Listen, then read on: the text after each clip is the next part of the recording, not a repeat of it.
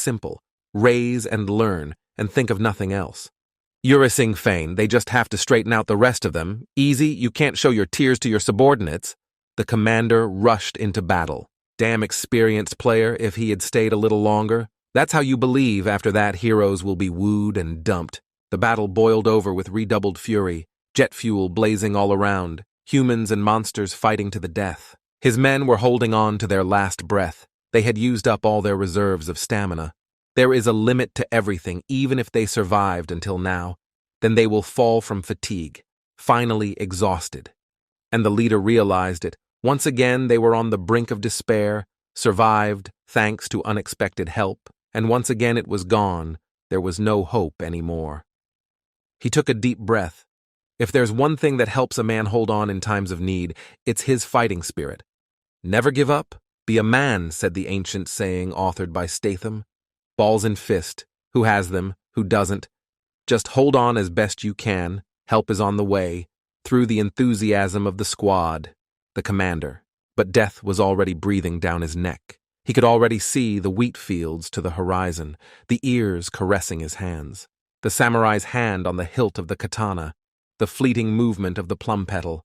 One enemy defeated. Maximum speed, the warrior said, and began the game of death.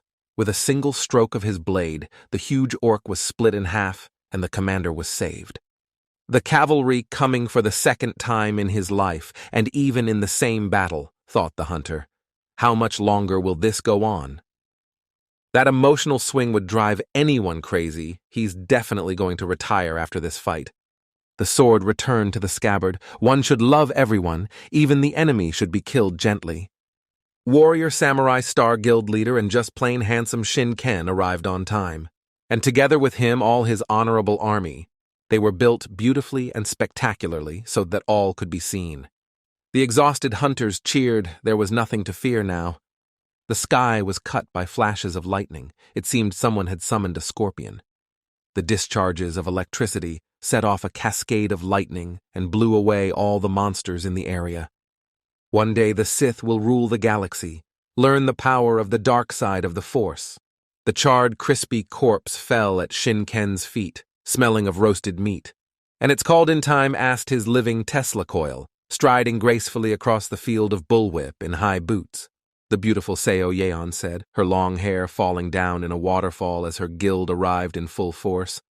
She had spent the entire evening before the attack on her makeup, and it was a success. The sight of the beauty had the male half of the hunters drooling. It can't be. 2 regiments of cavalry came to the rescue at once. Such a thing can only be seen in Manhwa, thought the squad leader. Eagles! Eagles have arrived! Shouted one of the fighters, pointing in the direction. A squad of armored tanks from the Kwanseong Guild also arrived at the battlefield. Three regiments of cavalry. The commander couldn't believe his eyes. He didn't realize which god had saved him but promised to pray to him.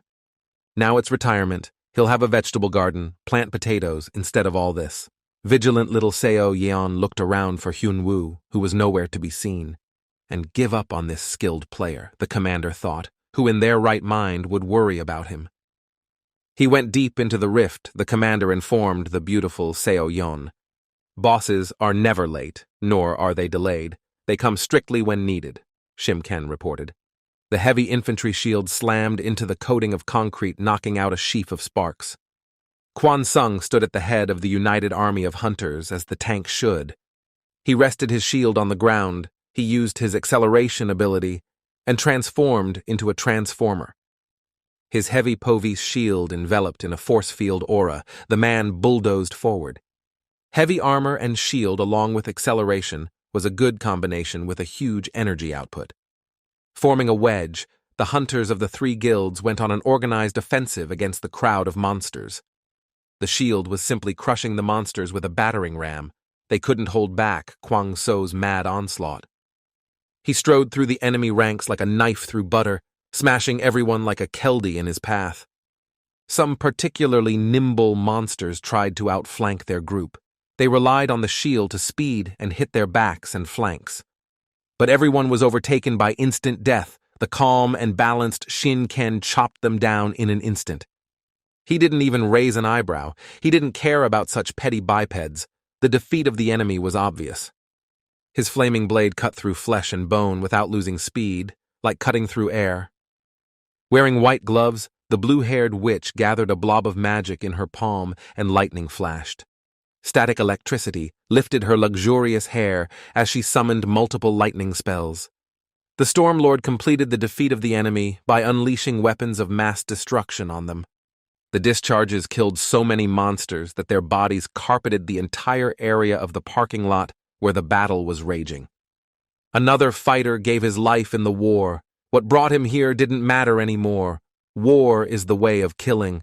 Pressing the corpse of the defeated enemy with the flip-flops of fate, Hyun-woo looked around the battlefield. It looks like the forces that came up should handle the disaster, while he takes care of the main task at hand. An otherworldly portal filled with dark energy opened before him. He contemplated going downstairs and how good it was that monsters disappeared after they died, or else who would have buried them all?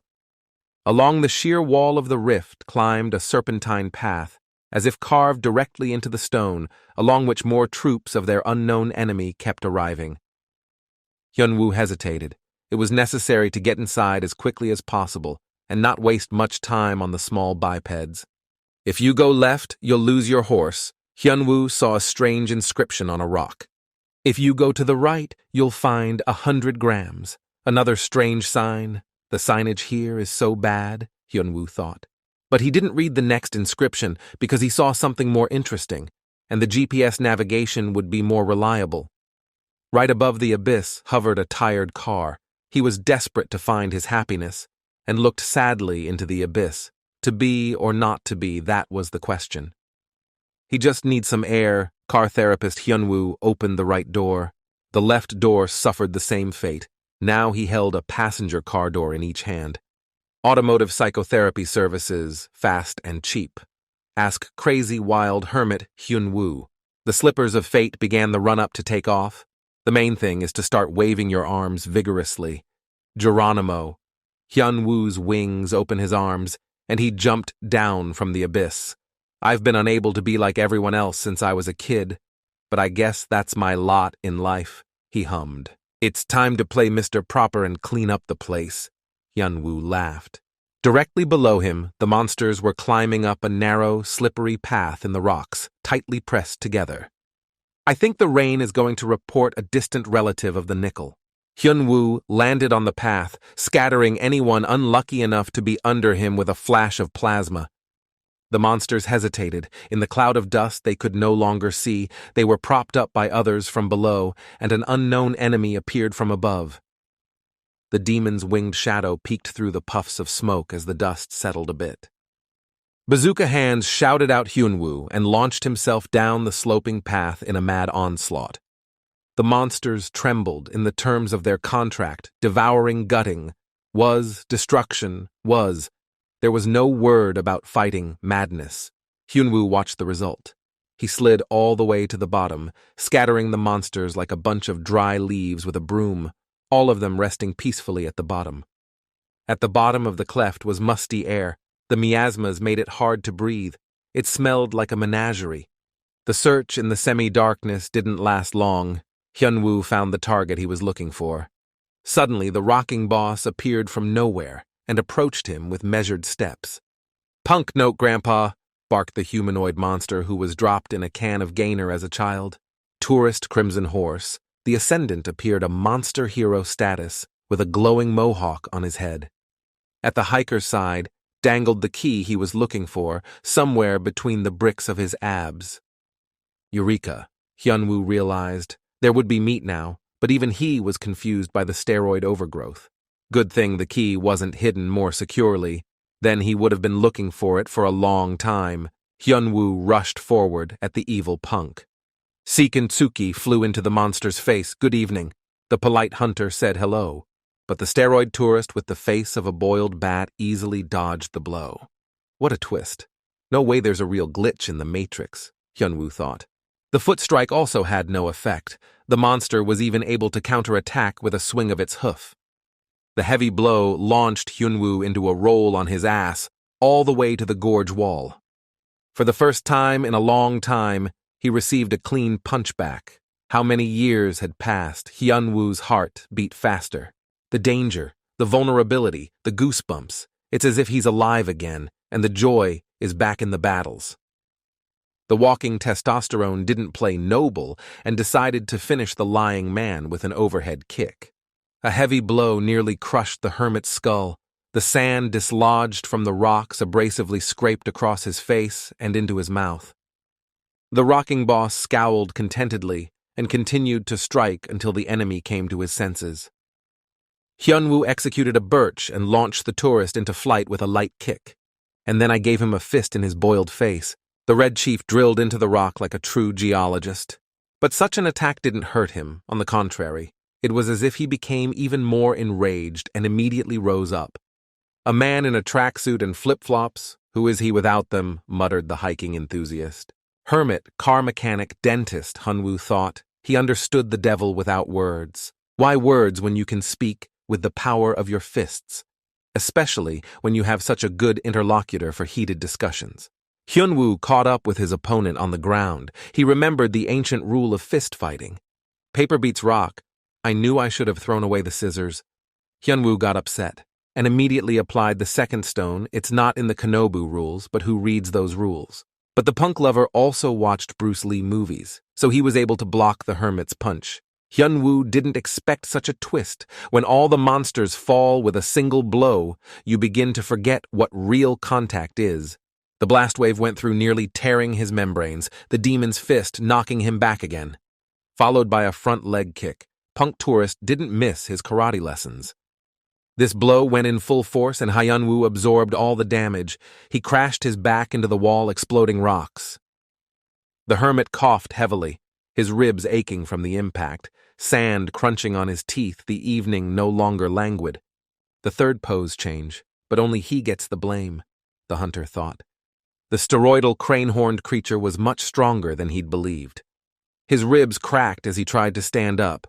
Now the real fight would begin. The monster was very different from the ones he had encountered in the tower. Even a level 100 boss would fly away like a furry beast. The limitations of the tower had taken its toll.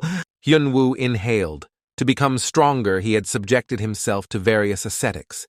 It was time to remove one of the restrictions. He was loath to break the vows of abstinence he had made to himself. It undermined his spirit, but the situation forced it. "Hey, Rubberface!"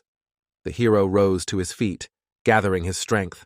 The monster wheezed something indecipherable in response, yet he had no real speech like all monsters. Hyunwoo pointed at the monster and promised it a quick and easy death.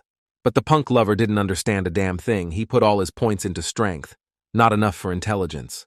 The mad hermit took a special stance, the first technique a killing slam. He made the same seemingly completely unimportant hand motions. Taking a low stand, he was inviting the monster on a date with death. This technique brought back a long-ago memory from his imprisonment, so he didn't want to use it again. Years ago, imprisoned in a training tower, having known despair when he tried everything he could to free himself. Hyunwoo hadn't become a crazy hermit yet, and was following the script of a martial arts novel he had read earlier. The hero of this novella was imprisoned as he was, but was able to get out after learning the truth by creating his martial arts. The prisoner, driven to exhaustion, lay on the cold ground of the tower. It was only at the bottom of the well of despair that the right thought struck him. Rejecting the deadly fatigue, he cheered up again. Hunter refused to give up and accept his fate, away with discouragement and defeatism. He could definitely get out of this prison. Madness was slowly enveloping his sanity. Hyunwoo tried everything he could and persevered to create his own martial art. He remembered everything he knew about martial arts from movies and novels. 100 push-ups, 100 squats, 100 abs. He did everything. But what does it matter if one is determined to achieve the goal? The main thing is to believe that once he becomes a master, he can do anything he wants. He ran around the tower shouting pathetic phrases and getting into theatrical poses he could only imagine. Even then, the residents of the tower began to suspect something about their unwilling guest. Unfortunately for Hyunwoo, his techniques didn't work. The cheats refused to connect. He continued to study the sky over and over again, flying away from the blows of different bosses. It was all about boredom and endless time at his disposal. Hyunwoo didn't give up and kept trying, still throwing ridiculous punches and shouting strange phrases that he put his whole soul into, until one day it didn't work and the monster was torn to shreds. A special feeling was absorbed into every cell of his body when the monster's head exploded with a balloon. This feeling turned into a special skill because he had used it thousands of times while clearing the tower. From mock moves, these techniques have evolved into a true martial art and have gained unprecedented power. And yet the source of the power of those blows is his madness, each blow a step closer to the precipice into darkness. Hyunwoo broke the last seal and prepared for the final round with the boss. He waited for him to lunge at him. He could see his every move. The demon attacked with an overhead hook over his head, his left arm held ready for a finishing blow. A heavy fist with knuckle growths carried straight to the hunter's head. The games were over. Both fought to the death using their best skills, Hyunwoo patiently waiting for the right moment for his attack. He deftly stepped into the redhead's defense, palm sweeping at the demon's eyes, distracting him. Then Hyunwoo turned his palm into a fist and swung it at the ugly demon's face. The fist was echoed by a pathos phrase worthy of the king of pathos. The technique didn't reach the finger grip of the Usin, but the explosion was deafening. Secondary shrapnel flew. The shockwave shattered the walls of the gorge. The energy of the impact reverberated off the walls and filled the entire bottom of the gorge, scattering to either side of it. The mad hermit stood in the middle of the gorge in puffs of smoke bent over his defeated foe. Hyunwoo sighed, examining the devastating consequences of his actions. Because this technique requires wrenchingly strange words and draws on the energy of the absurd, he was always uncomfortable when he used it. Everyone has their own closet graveyard, but it's better when no one knows about it. He picked up the key from the monster's body. Good thing it hadn't gotten lost in the heat of battle. Finding it in the dark would have been difficult. Once he took the key, the system recognized the quest item and sent a notification. This promised answers to long-standing questions. The system sent him a new invitation 3 days later. As the noise of the battle settled down, Hyunwoo noticed a strange buzzing above him and a wandering red light.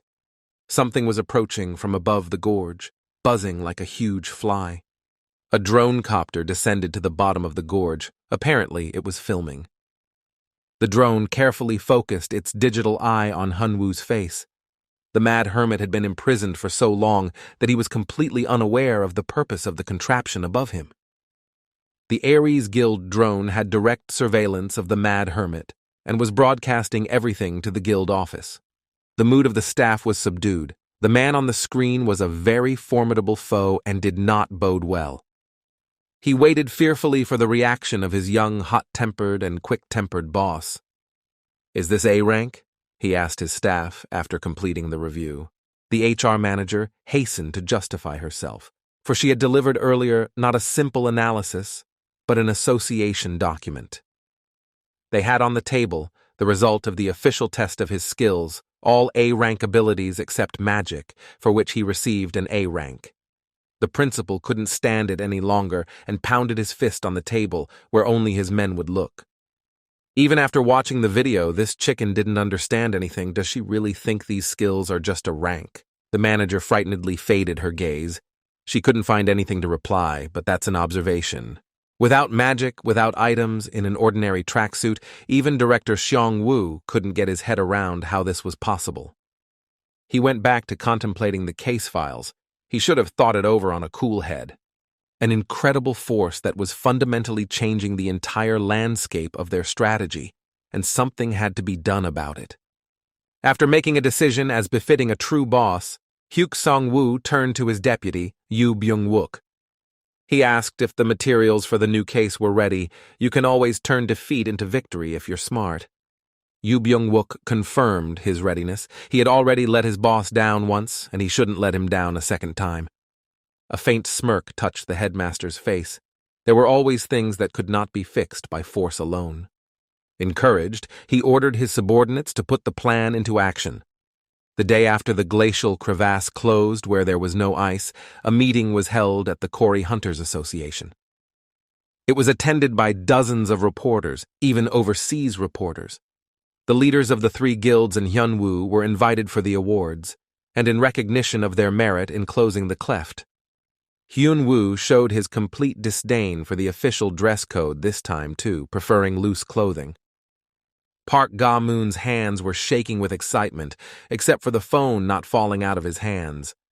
He was beyond happy because he was able to broadcast from the front rows as Hyunwoo's acquaintance. His broadcast was watched by thousands of people and animatedly wrote into the chat room. The minister held out the award to the hero with a sour face. He was still not used to the world changes when self-confident children took leading roles in society. He looked the guy over from top to bottom, sloppy appearance, unstatutory uniform. Because of his age, it's too late to enlist. But in the days of his youth, he would have brought such an insolent upstart to his senses and shaved his head, the minister's look said. The sight of the mad hermit evoked nothing but contempt. And this man is a hero, a total disgrace to society, the minister raged. Maybe we should buy some clothes for Kim Hyunwoo, the minister remarked with his lips pressed tightly together. Hyunwoo was distracted from his thoughts and looked at the defense minister right in front of him. Usually he just ignores people, since he lost all social skills in the tower, but he chose to respond this time. He rudely blew off the minister and made him even angrier, telling him that he could ignore him. The chat on the broadcast exploded with comments, all liking the rebellious antics of the mad hermit. The man in shoulder straps almost collapsed from a heart attack. In the army, he would have sent the soldier to the brig, but here he had to endure. The mad hermit simply took the commemorative award, flowers from the hands of the minister, without waiting for special congratulations. And in the same instant was so, escaping the outbursts and dull objections of the Secretary of Defense. A high-ranking man who had given his entire life to career and service was shaking with anger. He went into a real frenzy, demanding that the hunter be sent to the army where he would immediately be taught to love the army. Hyunwoo's friends only had to sigh. His selfish disposition, low social skills, made socializing with him a difficult thing. A tall Chinese pagoda was drowning in the sunset light, housing the Pedo Guild headquarters. The girl was taking a royally huge bath, and looking at the screen, from the hot water rose clouds of thick steam, as in a bathhouse. Through her thin robe, her naked back with a skull tattooed on her back was showing through. Beautiful thin lips sighed excitedly, and a tear ran down her cheek. The girl watched the battle between the mad hermit and the red-skinned demon and couldn't believe her eyes. The particular pose, the low stance Hyunwoo was standing in, seemed familiar to her. He froze for fear of missing a single shot, her red eyes unblinking. The pose, the disheveled hair, the outline of the body, it all evoked very familiar feelings. The girl jumped up sharply as if stung. She couldn't find her place from excitement. The pretty cutie's face blushed no longer from the hot water. She wanted to know his name. The bath attendant reported that it was Kim Hyunwoo, the hunter who had recently left the tower. Kim Hyunwoo, she whispered his name, spelling it on her tongue, her beautiful eyes sparkling bright rubies. She immediately demanded all information about the weirdo prana in the tracksuit. The minion nodded and hurried to clarify what it was that her mistress was so interested in. The long-haired beauty with the looks of a princess wanted to know absolutely everything. The servant girl nodded stoically again, her mistress's will being law to her. Another servant in white robes entered the bathing room. He was approaching his mistress. The warrior took a knee and bowed. He reported the capture of a neighboring guild. The princess didn't look away from the screen. She didn't even dignify her servant with a glance. His report was insignificant. The warrior reported the capture of all the southern dungeons, telling everything in detail. The mistress stepped out of the water, her thin robe clinging to her naked body, but she wasn't worried. Hardly a servant dared raise his eyes. Their forces clashed with the Ari's guild and lost one warrior prisoner, the servant continued. She stood on the warm tile of the bathing tub, water dripping down her body. The maid threw on her robes of imperial colors. The girl didn't care at all about the fate of the prisoner. If he let himself be captured, then he's pathetic, she said, her pretty face giving off a chill. The weak have no place in the guild. the petite girl spoke imperiously, stepping her bare feet on the tiles of the bathhouse. With slender, graceful fingers, she took her luxuriously long hair. In one easy motion, she squeezed them dry, each movement filled with power. Proudly beautiful, she made a lasting impression, as if she were a real empress. She commanded that there was no delay in taking over all the remaining guilds, a bossy and cruel nature hiding behind the cute, childish face. Emperor Qin's spirit revived in this fragile beauty.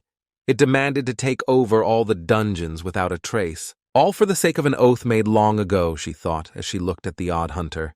Only when she looked at him did her eyes glow with interest, and a slight blush scorched her face.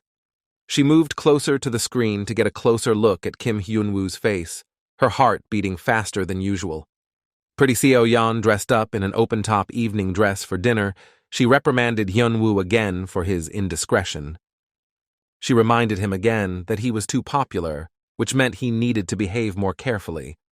Kwon Seo chucklingly confirmed her words, but cautious as always, Shin Ken said it wasn't funny. Kim Hyun-woo, puzzled as to where such popularity would come from, as a true hermit, Ob was quite far from it. His friends began to show him various news stories about the mad hermit. The experienced player thread has grown incredibly large, and only a lazy person hasn't written about it. The journalists hadn't changed at all, Hyun-woo noticed. They were doing the same thing then and now. Little Seo Yeon insisted that Hyun-woo pay more attention to the matter and not run away in the middle of the ceremonies. They're watching every move, and their appearance too, Shin Ken noted discreetly. Kwon-sun only laughed. He understood the futility of his friends to curb Hyun-woo's odd temper. Hyun-woo easily brushed it all off. "Is it worth worrying about people you'll never meet?" he replied lightly.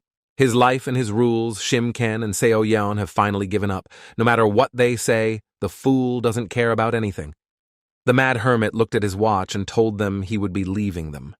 Cautious Shim Ken rushed to clarify exactly where their reckless friend was headed.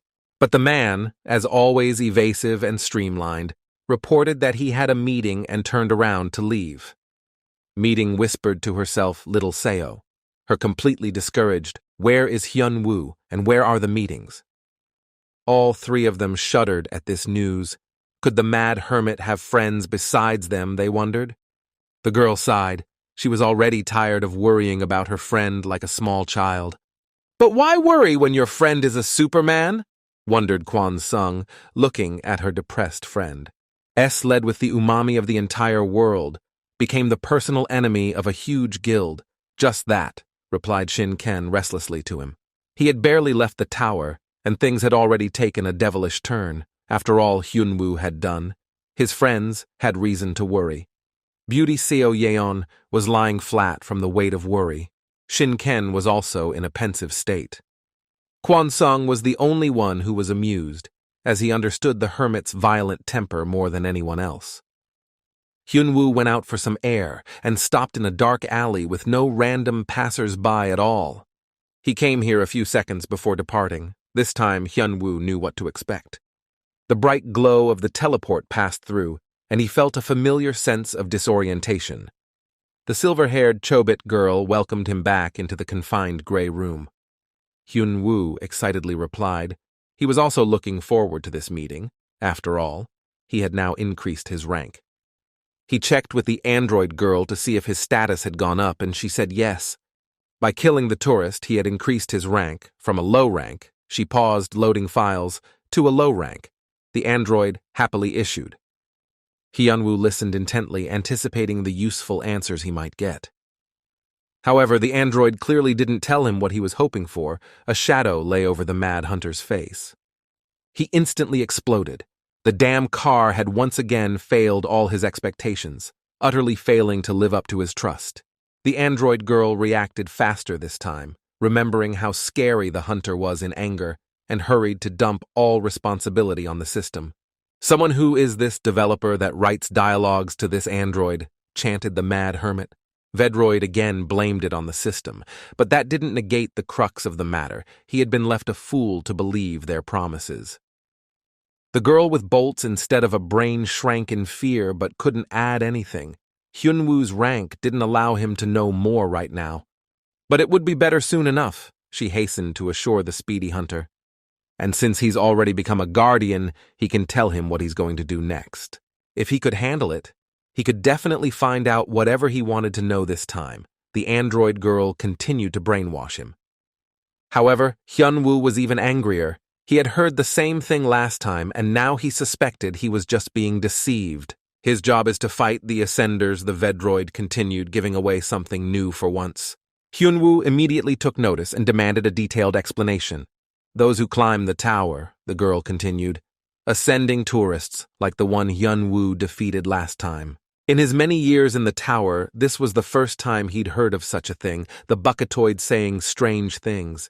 It wasn't about the training tower the chatbot that came to life explained. Hyunwoo felt more and more interested after all. He hadn't agreed to this assignment for nothing. The tower the Chobit spoke of has 12 stories, one of which is the entire Earth. The news sounded shocking. It was out of the usual worldview. The silver-haired android repeated everything he said again, so that Hyunwoo would definitely understand everything. Kim Hyunwoo's guardian now has to protect the 9th floor out of 12, the android said, with significance after finally stating the mission. It was about an entire planet, his home world that could be in danger of a hitherto unimaginable level. Hyunwoo couldn't believe his ears when he realized the meaning of all the information he had received. He looked shocked. The other ascenders are going up to the 9th floor, and they need to be stopped, the android girl said. He didn't sign up for this, Hyunwoo said indignantly. He just wanted to know who had imprisoned him in the tower. The farther into the forest, the thicker the partisans, he tisked. Matters did not add clarity, only new problems. He was in a jam, the mad hermit lamented, too much on his mind at once. If the ascenders are not stopped, the entire 9th floor will be destroyed. The bucketoid reported important information. In that case, Hyunwoo would disappear like the entire planet he lives on, she stated the obvious. Where is this captain's boat? Hyunwoo slammed his palm sharply on the table. What was happening was making him very angry. In other words, he is told to shut up because he has to do what he is told anyway. Most of all, he hated being manipulated. The android clipped its silver lashes idly, processing the request. Chobit fidgeted and made excuses. She didn't mean it at all. What's the matter then? The mad hermit was angry. He could barely keep from tearing the place apart. As if sensing something wrong, the Vedroid was intensely moving microcircuits. And then she spewed out some nonsensical nonsense. Apparently, the bugs shorted out her circuits. Hyunwoo was fed up with this parody of a humanoid robot with truncated functionality, mumbling incessantly. The little android went into standby mode. Even the monitor backlight went out. And yet, she's part of the 9th floor's control system.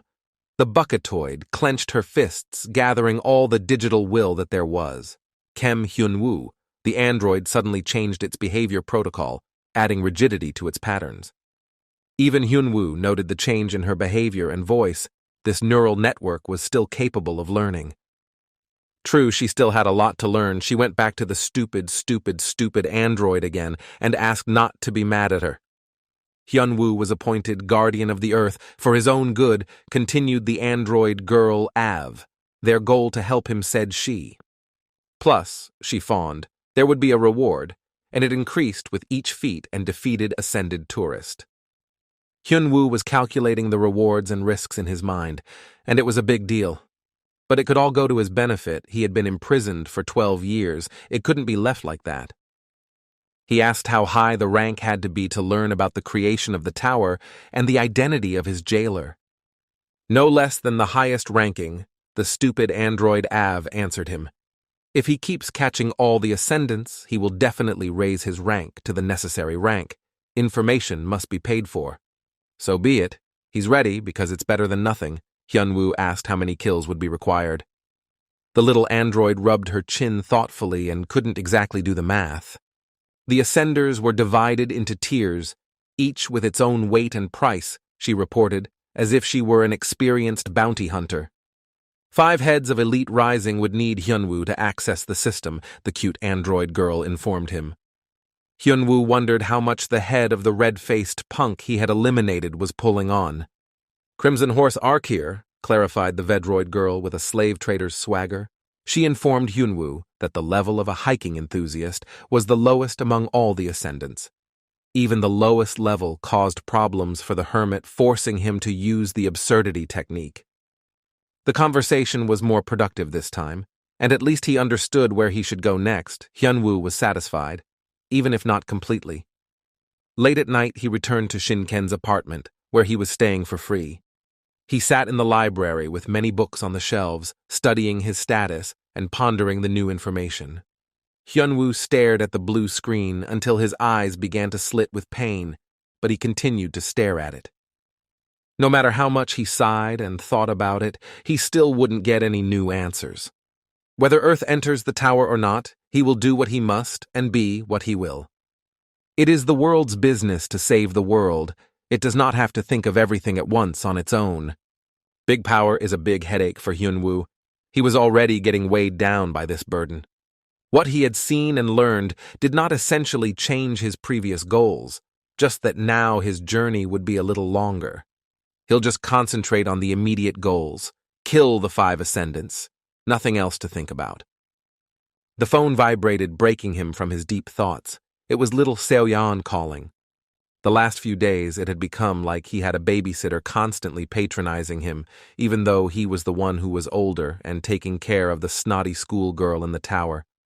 Though now he had turned into a young girl, Hyunwoo picked up the phone. And suddenly, he heard her shrill, excited voice. Seo Yeon asked if he was watching the news right now. She demanded that he get up immediately and turn on the breaking news. Hyunwoo turned on Korea's Channel 1 and started listening. He didn't immediately realize what it was about. When it came to him, he was the subject of heated discussions on the country's main channel. He was accused of murder. It was no longer a joke case like before. Journalists were seriously discussing the murder of Hunter Aries in their dungeon, blaming Kim Hyunwoo for everything. The mad hermit was even taken aback by the unprecedented insolence of his opponents. What was happening amused him. In any case, there was nothing to fear. After all, the hunters lived in no law. They met at Kwan Seo's country house. It was quieter there, away from people and reporters and their cameras. The phones had been ringing off the hook since the night before, making Hyunwoo very angry. He was thinking about throwing them all in a bucket and burning them with gasoline. Little Seoyeon slammed her fists on the table and was indignant because it was Hyunwoo who was the culprit behind all the commotion. 12 years later, he had left the tower and was now a very famous man. She chastised him. And because of recent events where he single-handedly closed the rift, other countries are watching, and now everyone is discussing him as a murderer. And yet she warned and worried about his dealings with Aries many times, nagging him Seoyeon. Hyunwoo only sluggishly waved away all the exclamations. He had long since lost all social instincts. People's opinions didn't bother him. But for the sensitive Seoyeon, this was already over the line. She flared up more than before at his request to calm down. Hyunwoo felt confusion. Something vaguely and incomprehensible called social relationships were invading his mind. It was like a wife dripping on his brains. But wait a minute, he wasn't married at all, the hermit thought. And yet he could not grasp the reason why she was so anxious about him. But wasn't that self-evidently, exclaimed the spunky girl with the heightened maternal instinct? Hyunwoo scraped out the remnants of his social skills, the last update he'd gone through back in high school, which was an eternity ago. Doesn't she like him already? He blurted out without reading the atmosphere, mood and attitude at all, showing a third-grade level of human comprehension. From such a blunt and inappropriate question, little Seoyeon was at a loss for words, as if someone had kicked her in the butt. It took her a full minute to come to her senses while she just stared at him with her blue oceans of eyes. All kinds of torturous executions of sinners flashed through her mind, and she noted the ones where the victim lives a very long time. You can get a pacemaker for such jokes. The girl storm turned into a real storm. If he says one more word, she'll give him electrophoresis like that. Seoyeon was unrecognizable, a real witch in her place. Hyunwoo decided not to really piss her off anymore and shut up. It's better to believe a woman when he promises you something. Shimken came to the aid of his suffering friend and took the oddball hermit to task. He brought his cell phone, which was ringing off the hook with hundreds of calls from reporters. On top of that, Hyun-woo came out at the top of the rankings for internet search terms, and with him, so did his friends. Hyun-woo was excited because he thought it was his first time there, but Kwon-sung noticed that the hermit had been there before. Shim-ken started reading the articles. Most of it looked like a dirty slander on Hyun-woo and his comrades, getting to every little detail. Shim-ken drilled the hermit with a reproachful glare. The magnitude of the problem exceeded that which could simply be dismissed.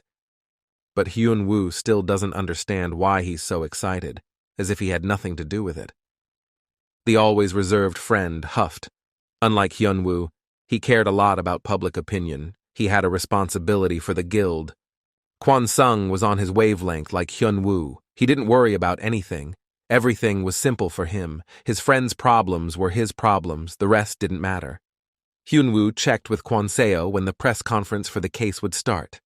It was only half an hour away, and Kwon-sung asked if Hyun-woo was ready to speak in front of people. Shim-ken stirred like a fire, the news completely unexpected to him. Tiny Seo-young was also unaware of the plans of the insane detachment worker. Hyun-woo calmed them down because he had prepared himself to meet the reporters and was very confident. But the couple just didn't believe him. It's not Hyun-woo's custom to negotiate by word of mouth. He's not going to beat up journalists, they worried. Kwon-seo, who knew everything beforehand, laughed. He was amused by their reaction. Hyun-woo was a bit confused and didn't know what to say to this. His friends didn't trust him at all. It seems that the comrades were firmly doubting his capacity, which made Hyun-woo huff. The Aries Guild has started an after-hours session dedicated to an experienced player. Boss Hook Song-woo nervously tapped his index finger on the table as he listened to the deputy's report. Yoo-byung minted that everything is going according to plan. After leaking to journalists, they launched bot farms and raised the topic online. The slanderers had done a good job, and the attitude towards Hyun-woo changed to negative. People reacted strongly to the unjustified murder. Hook Seong knew how to manipulate public opinion, give people a reason to hate. They'll do the rest on their own. Everything was going well, even too well. Satisfied, he spread out in his chair, waiting for positive news. The press conference was scheduled for 2 o'clock in the afternoon in order to have time to prepare everything. Hyun-woo wasn't going to hide his head in the sand. Judging from the social polls and their dynamics, as well as decent bribes, Hyun-woo will have a hard time at the conference, Yoo-byung confirmed. This is the power of money, Hyuk Seong-woo thought to himself. Money gives unlimited power and influence, and allows you to get even more money. That's how step by step you build your empire. Money is the grease for the wheels of an all-out war for domination. In order to win this game, Hyuk Song decided to attack first when the opponent was not yet ready. And now Hyun-woo is walking on very thin ice. And when the ice cracks, he, the guild leader Aries, will be waiting for him. And thus, moving people like pawns, he will always be one step ahead of his opponents, thought Hook Seong. Hyun-woo is inconsistent, harsh with authorities. He's an unruly lunatic who doesn't know how to do business in society, and that's his vulnerable point. This conference is a real battlefield. It will be held live, which means that changes must be reacted to instantly, Hyuk-sun concluded. Yoo-byung took care of Plan B and sent his men there just in case. Hook Seong-woo quenched a slight nervous shiver of excitement. He had prepared everything. Now he would destroy the next enemy. A gloating smirk blossomed on his face. Revenge is a dish that is served cold. Hyun-woo shouldn't have messed with him. Spotlights brightly illuminated the conference venue so that nothing was hidden from the camera lenses. Hyun-woo sat alone almost like an interrogation, but he held himself proudly and courageously without changing his habits. The crowd was hungry for fresh blood. As soon as the interview began, journalists pounced on him with questions under the flashes of hundreds of cameras. Bread and spectacle. The audience cheered in anticipation of a great show, but, as always in such cases, in pursuit of hype and news. Even someone like Hyun-woo, with blunted social instincts, felt a tremendous pressure, as if he was standing in front of a pack of hyenas. Yet he made the first move, taking matters into his own hands at once. He immediately stated that he would not follow the official rules, but would remain himself and speak as he knew how. He pretended that he hadn't heard all the previous questions at all, which embarrassed the journalist. The first question was about his well-being. The reporter wanted to catch him. If Hyunwoo said he was fine, he would be accused of being insensitive. But Hyunwoo didn't make up any more and answered, as is, that he felt lousy. Such straightforward, unadorned candor embarrassed the journalist, who hadn't expected it at all. But ordinary people were touched by such frankness. The crowd always liked upstarts, rebels, people with character, scandals, intrigues, investigations. Hyunwoo passed the floor to the next reporter by simply pointing his finger. This time he was asked directly if it was true that he was guilty of murder. Hyunwoo immediately gave an affirmative answer, accepting all the accusations in one fell swoop. This made a lot of people in the audience shudder. Usually a person makes excuses for themselves when they are accused. What can they do if he really is a brutal killer? Hunters live outside the law. Fortunately for them, Hyunwoo suggested that they listen to his version of events first and then draw conclusions, because after all, this isn't a court of law.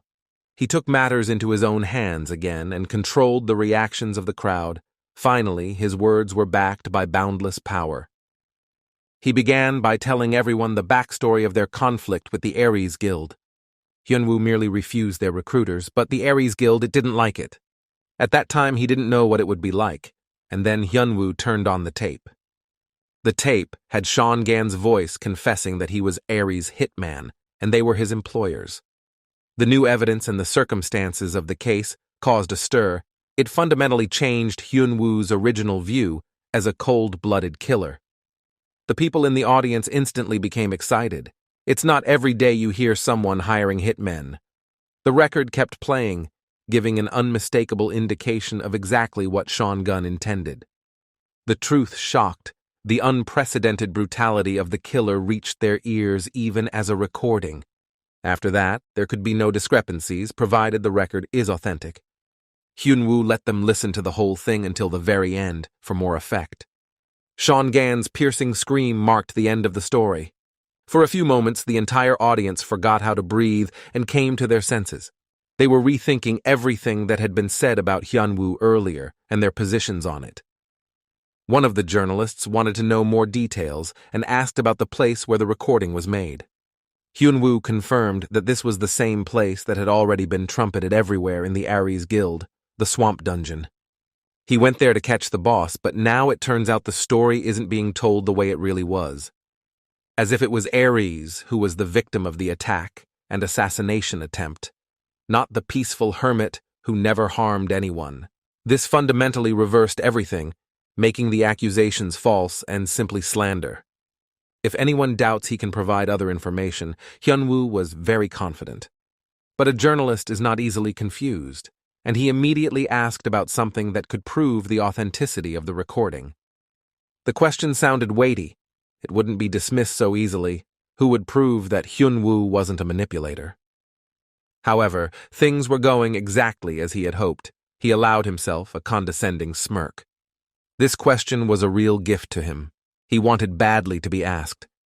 Hyunwoo pulled out another smartphone and shook it in front of hundreds of cameras.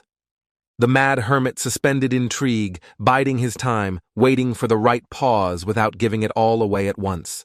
The reporter hesitated. He went along with the hermit's ruse and didn't know what to say. Hyunwoo claimed that the cell phone he's holding belongs to the killer. In court, the evidence is usually considered individually, but at a press conference, more importantly, as you say, the reporter was bagging again. The phone itself is still locked, but if given to specialists, it could become an important piece of evidence. He brought it with him just to claim that he had such evidence. As for the assassin, Hyunwoo stated that he could only resist because he was a rookie who had barely left the tower. He completely captured all of the people's attention by deftly playing on their emotions. Now, by his calculations in the eyes of the public, he must appear as a victim of assault and a man who used self-defense. Hyunwoo was merely fending off an attack from a more experienced and older hunter. According to Hyunwoo, during their fight, Sean Gunn accidentally got into the jaws of an alligator. The reporter was finally confused by Hyunwoo's testimony. Just now, He said that everything that happened was an accident. Hyun-woo responded that there is no contradiction. In a way, he was involved in Sean Gang's death. Even though the killer was killed by an alligator, Hyun-woo isn't the kind of person you should be relaxed about fighting. His every word was recorded by the hundreds of hands that were texting. Hyun-woo stated that he had heard a lot about Ari's credibility, how awesome the guild was, and that was why he wanted to keep their conflict quiet. However, Aries were the first to decide to play in the public eye, and dirty at that, and it went too far. The conference ended well for him, Hyun-woo leaving the buildings in reflection, not the first time their paths had crossed. Aries had once again annoyed him, and he couldn't let it go. Deputy Yoo Byung could no longer sit. His hemorrhoids had reopened. The conference results had derailed all his efforts, but now it was even worse. Everything turned upside down over a tiny little thing, a tape recorder. Their guild had been badly screwed over, and the reporters wouldn't miss it. Jong-woo spoke up. The problems of a large, well-known guild worried them more than the death of a single hunter. Yoo Byung choked with anger, imagining the kind of beating he would get from his boss. He almost cried as he realized he had lost to a weirdo teenager. Yoo Byung thought he was playing against a boy, a simpleton who could only swing his fists. No matter what, they can no longer let their guard down. Who knows what other surprises the mad hermit will throw up. The group went back to the restaurant to celebrate the victory, the successful conclusion of the conflict with society. Shim Ken marveled at Hyun-woo's foresight in keeping a record of the fight, as if he knew he might need it. Both Kwon Sung and baby Seo Yeon were surprised at such an insight that even the hitman's cell phone was brought by Hyun-woo. "It's simple," Hyun-woo said, "because he lied out loud and made it up. It's about the killer's cell phone, of course," he added, seeing the amazed looks on his friends' faces. But it didn't help much. They were still perplexed by what they had heard. They demanded that everything be told to them immediately, as it was, and that they not be led around by the nose. Hyun-woo reiterated his words, saying that he is not holding the killer's cell phone in his hands. It's not evidence in any way. However, the tape is real, and they were so hot on his ears about Aries being dangerous that Hyun-woo got the idea to record the conversation. And the killer's imaginary cell phone, it's just one of Shin Ken's devices that changed them like a girl's shoes. Little Seo Yeon raged. This kind of reversal worried her more. What if the phone's authenticity was established? Hyun-woo answered her with a satisfied look that no one would know about the fake evidence. It was quite simple, Hyun-woo reasoned, because the Aries Guild would come after him much faster than the police would come after him. The girl was taken aback by his answer. She still couldn't quite grasp the mad hermit's train of thought. The Aries Guild would definitely make contact, he assured her, not bringing the matter to an investigation. Seo Yeon wondered. From Hyun-woo's words, everything was working out fine, but when he solved some problems without creating others. She's still adamant that a big kid as a crazy hermit needs an eye on him. The company laughed merrily, teasing little Seo Yeon with her hyper-responsibility for Hyun-woo. The hermit offered to go back to eating. Since he had returned, he had only had two favorite things to do, eat and sleep. Of course, there was another occupation, killing enemies. Hyun-woo thought of the Aries Guild. They were considered a world guild, main headquarters in the U.S., dungeons in different parts of the world, scattered everywhere. They were able to pick up the most dungeons in Korea, making that beachhead very important. Hyun-woo calmly destroyed the meat in his plate. Whatever the Aries Guild undertook, treaty or slander, he didn't care. The reputational losses of the huge guild far surpassed any possible losses Hyun-woo might suffer. He had nothing to lose. With these thoughts, he walked out into the parking lot outside the restaurant. Late that night, they parted ways, Shae Ken again acting as his personal chauffeur. But Hyun-woo suddenly asked his friend to leave him alone and said he would walk. Shae-ken was surprised. It usually meant that his crazy roommate would definitely get up to his neck in a new story. But Hyun-woo remained adamant and simply waved his hand without going into details. Shae-ken looked after his comrade. You can't be his babysitter forever. Sighing, he decided to leave it at that and stay out. After all, his friend had survived on his own in the tower for over a dozen years. Hyunwoo found a convenient place, narrow, dark, and completely deserted, a perfect place for a hot date. He walked through the night, breathing in the coolness, completely open, as if inviting conversation. It didn't take long for the interlocutors to arrive, and Hyunwoo caught a glimpse of their presence. He stopped so they could catch up with him, come closer banderlords, he thought. The masked enemies cosplayed the Leaf Village clan. They appeared even faster than he expected and surrounded him. Hyunwoo met them with bravado. Once he was alone, his stalkers immediately showed up.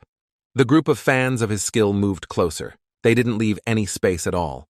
More like Assassin's Creed fans, their ringleader invited Hyunwoo to visit the chief for a cup of tea. After taking a closer look at their cosplay, Hyunwoo liked it. He had been playing this game since before the tower. A cosplay gang leader contemplates what to do with a recalcitrant client. Hyunwoo inquired who the distinguished gentleman was that sent him an invitation with an escort. However, the costumed gang leader replied that their boss prefers to remain incognito. Of course, Hyunwoo knew who invited him and why. He only provoked the underhanded goons, he refused the tea party. To which the head of the theater troupe politely warned that he would use force and escort the guest out anyway. This turn of events was highly expected and moreover desired by the Mad Hermit. He reminded the cloak and dagger servants that he had gained considerable fame since the glacial crack. And I noticed to the gentlemen in front of him that they're very confident to say such things. The flip-flops of fate have come into motion. Astrologers foreshadow an increase of skeletons in the graveyard. The historical reenactment enthusiast perked up, reacting to the sudden movement of the target.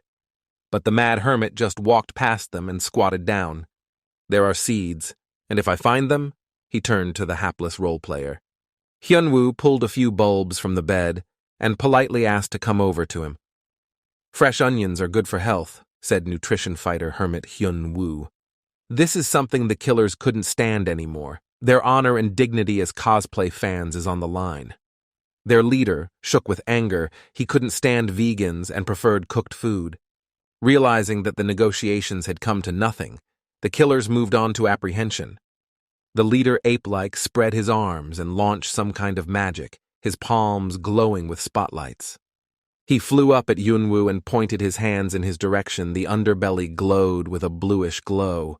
But the lettuce was quickly interrupted by too long a cast and meaningless shouts of third-rate assassins. The ringleader flew up like a rag doll from the impact. They may have been experienced cosplayers, but they were like children against the Mad Hermit. The henchmen of the ringleader of the theater company panicked, having just lost their leader. Bearing their short blades, they went on a desperate attack. They too had their own aces up their sleeves, which they hurriedly put to use. Various skills worked in Hyunwoo's favor. Their combined attack looked promising. They combined reinforcements, cold weapons, and entangling the opponent. The attack went coherently, simultaneously from all directions. It seems that the troupe has rehearsed a lot. The scraping of metal and flashes of magic cut through the silence of the nighttime back alley where there was not a single window. But something had gone very wrong in their rehearsals. The victim should have already been thrashing in mortal agony immediately after the blow. Instead, however, their blades couldn't even penetrate the tracksuit of the Mad Hermit. They tried to pierce with a proper thrust or cut, but it was all in vain. The steel wouldn't take Hyunwoo. The hermit gave them a scornful look and asked if they were ready for prophylactic enemas. The patients lay still, spread out on the ground in an even layer. There was only one left that was still standing on his feet. His flesh was shaking with fear. The Mad Hermit took him by the scruff of the neck like a shitting kitten. The hapless medieval cosplay enthusiast begged for mercy. Hyunwoo decided to keep him because he needed a survivor who could think, assuming he knows the Mad Hermit who sent him that insistent invitation to meet. A deep night had descended on the mountains. The stars twinkled brightly between the clouds. Far from the city, they were not blinded by the light of streetlights and cars. A concrete bunker with thick walls and strong guards was tucked away in the thicket of the forest. So sturdy that even the local acolytes were surprised at the extent of capital investment in this building. Another acolyte objected that it was only because of the secure rear that they were able to conduct their business.